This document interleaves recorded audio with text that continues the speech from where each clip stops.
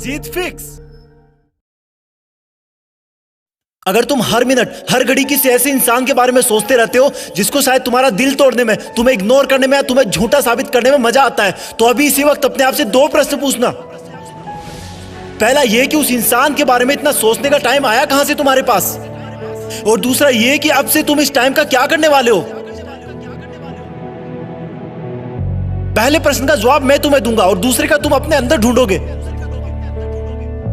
कहां से आया तुम्हारे पास उसको इतना सोचने का टाइम।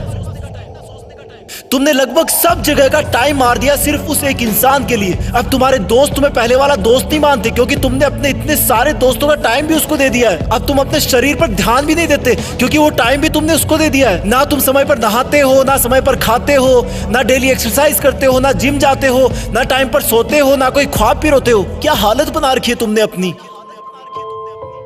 तुमने उस इंसान के लिए अपना और खुद का टाइम मार दिया जिसे तुम्हारे होने या ना होने से कोई फर्क नहीं पड़ता।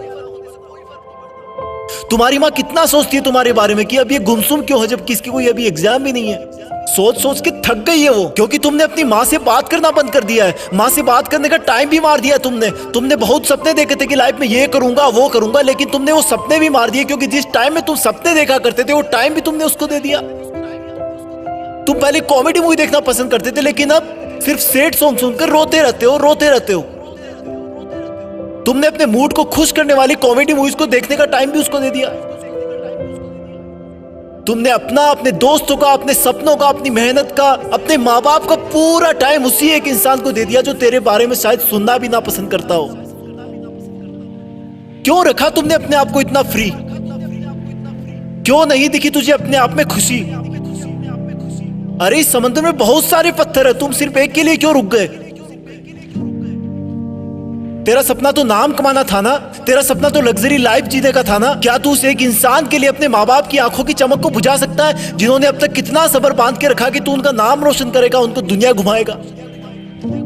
क्या तू उस एक इंसान के लिए तेरी लाइफ में आने वाले लाइफ पार्टनर को हमेशा के लिए धोखे के अंधेरे में रख सकता है। स्टॉप इट यार,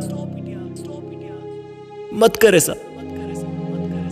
तू इन सब के लिए नहीं बना है। तेरे दिल और दिमाग में सिर्फ तेरा सपना और मंजिल है। उस पर ये लड़का लड़की के गुटरगू वाला चश्मा मत लगा। तेरा नसीब अच्छा है कि वो तेरी लाइफ में नहीं है, क्योंकि ऊपर वाला तुझे उससे भी बहुत बड़ा और अच्छा देने की सोच के रखा है।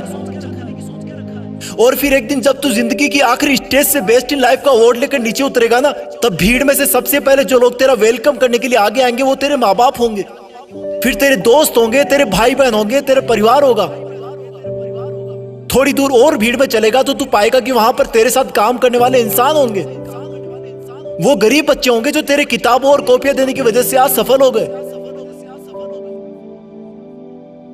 और आगे चलेगा तो तुझे कुछ ऐसे लोग मिलेंगे जिन्होंने तेरी सफर में बहुत मदद करी होगी। तू उन सबके सामने झुककर उनका शुक्रिया करना।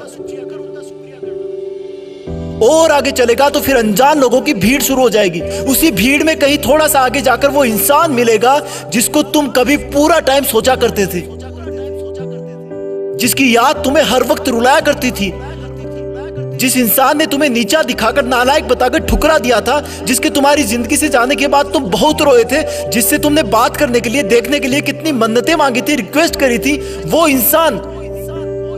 इंसान तुम्हें सॉरी बोलना चाहेगा लेकिन नजरें नहीं उठा पाएगा।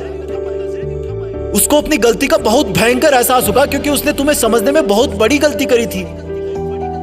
तुम्हारे प्यार को ढोंग समझा था, उसने तुम्हें बेवजह आवारा समझा था, जबकि तुम वैसे बिल्कुल नहीं थे। तुम सच्चे थे पर उसकी आंखों पे घमंड की पट्टी बंधी थी।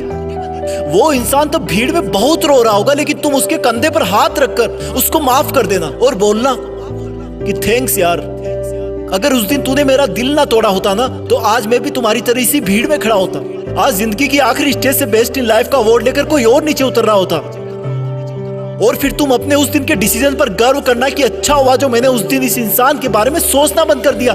अच्छा हुआ जो मैंने दुनिया के बजाय अपने आप को ढूंढ लिया। अच्छा हुआ जो मैंने फ्री रहना बंद कर दिया। अच्छा हुआ जो मेहनत करना शुरू कर दिया। और अच्छा हुआ कि मैं भी बदल गया, क्योंकि अगर तुम नहीं बदलते तो तुम्हारे जाने के बाद ही तुम इस दुनिया से खत्म हो जाते। तुम्हें बदलाव की सख्त जरूरत थी, तुम्हें उसे भूलने की सख्त जरूरत थी। पहले क्वेश्चन का जवाब बस इतना ही था। दूसरे प्रश्न का जवाब अब तुम्हें अपने अंदर ढूंढना है कि अब तुम उस इंसान को भूलने के बाद उस टाइम में क्या करोगे जिसमें उसको याद किया करते थे। याद रखना, ये जितना मुश्किल लग रहा है उतना मुश्किल बिल्कुल नहीं है। तुम कर सकते हो, यू कैन डू इट। तुम्हारी जीत फिक्स है, तुम्हें करना ही होगा। तुम ऐसे किसी को सोचकर अपना वक्त बर्बाद नहीं कर सकते। तुम्हें खुद को पूरी दुनिया से ऊपर रखना है, तुम कर लोगे। तुम लकी थे कि तुम्हें वो दर्द और एहसास मिला जो तुम्हें रॉकेट की तरह उड़ने पर मजबूर कर दिया। अब तुम्हें कोई नहीं रोक सकता। जय हिंद।